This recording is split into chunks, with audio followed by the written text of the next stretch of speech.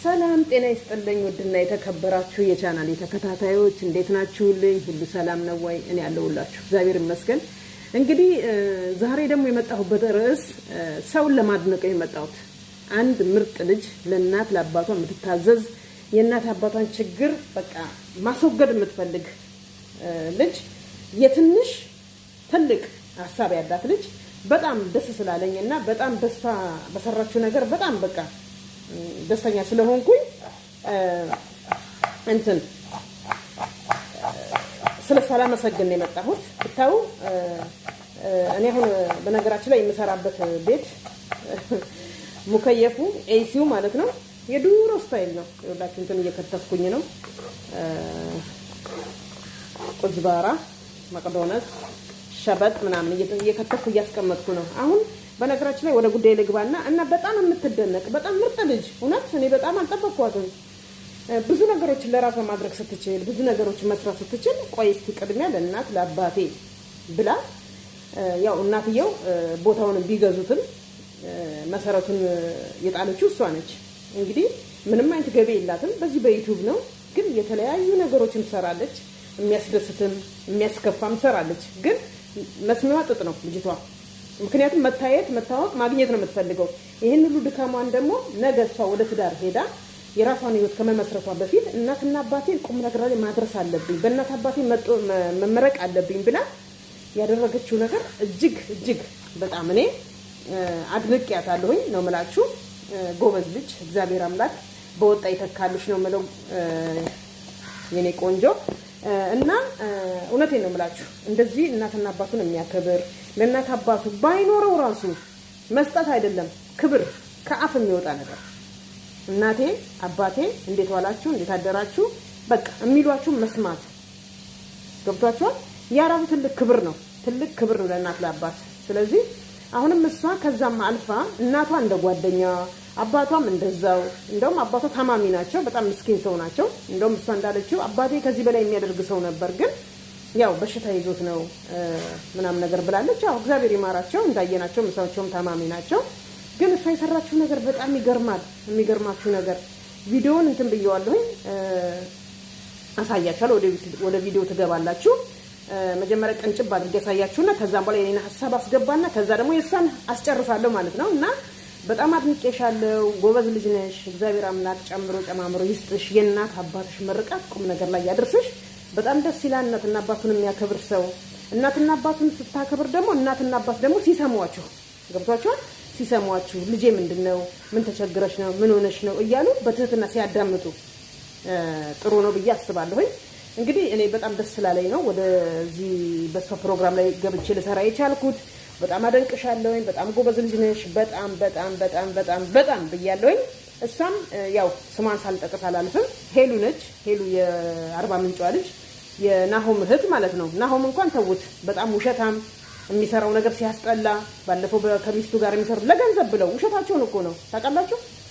አሁንማ በቃ ዩቲዩብ ራሱ በውሸት የተሞላ ሆኗል። ግን እቺ ልጅ ዋሸችም ቀጠፈችም፣ ግን ሐሳቧን ስለደገፍኩት ያው ጎበዝ ልጅ ብዬ ላደንቃት መጥቻለሁኝ። ቤተሰቦቼ እናንተም እንደኔ አድንቋትና አስተያየት ስጡላለሁኝ።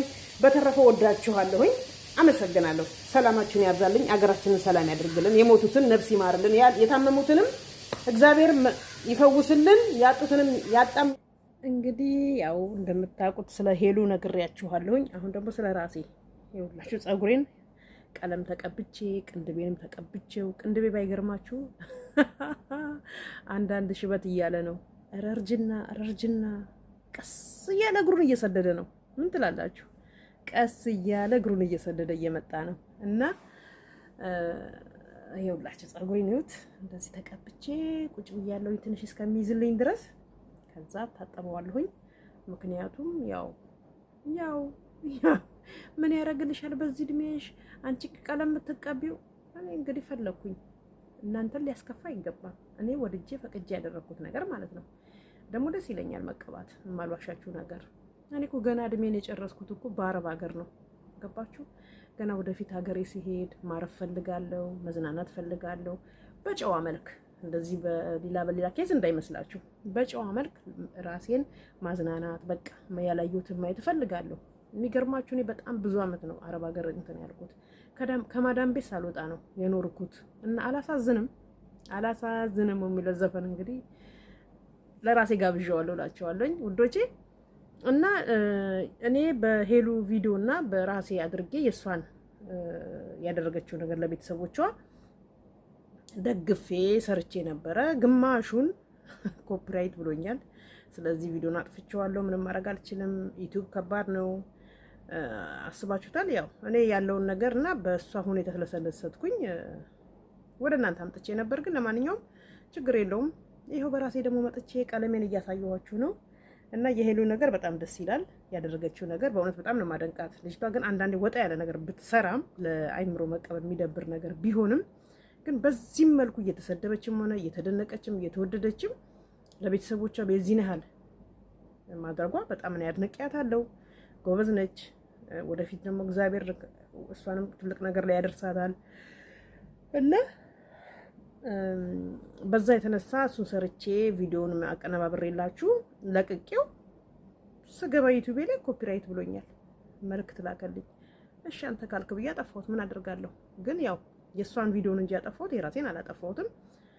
ከዛ በቃ ለምን እንደዛ ከሚሆን ሰዓቱም እንዲሞላልኝ ማለት ሰዓቱ ማለት 10 ደቂቃው እንዲሞላልኝ ከ10 በላይ ሲሆን ነው ዩቲዩብ ጥሩ ነገር የሚኖረው በሚል ስለሚባልም ሾርት ሚሞሪ እንዳይሆን ይሄው ጸጉሬን ተቀብቼ ምን እየሰራው እንደሆነ ላሳያችሁ። በዛውም ሄሎንን በድጋሚ ላመስግን ብዬ መጥቻለሁ እላችኋለሁ ውዶቼ።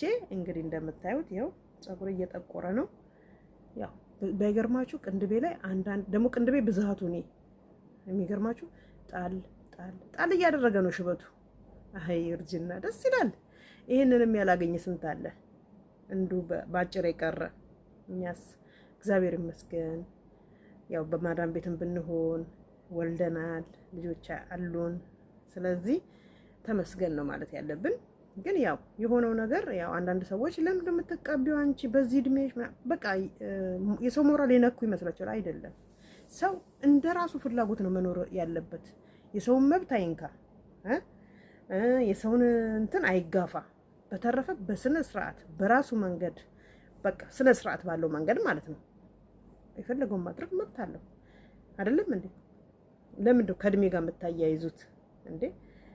ብዙዎች እኮ ባይገርማችሁ አረብ ሀገር ያሉ እናቶች ትልልቅ ያረጁ ራሳቸው የሚገርማችሁ ጥፍራቸውን ይሰራሉ፣ ቅንድባቸውን ይሰራሉ። እንደውም ለአረብ ሀገርና የአረብ ሀገር ሴቶች ማለት አበሻን ሳይሆን አረቦቹም ማለት ነው ቅንድቧን የማትሰራ የሚገርማችሁ ነገር ጥፍሯን የማትሰራ ከምር እንደ ቆሻሻ ነው የምታየው ራሷን። ሰውም ራስ በርሳቸው ራሱ እንደ ቆሻሻ ነው የሚተያዩት። ግዴታ ራሷን ማጽዳት አለባት ግዴታ። እውነቴን ነው የምላችሁ።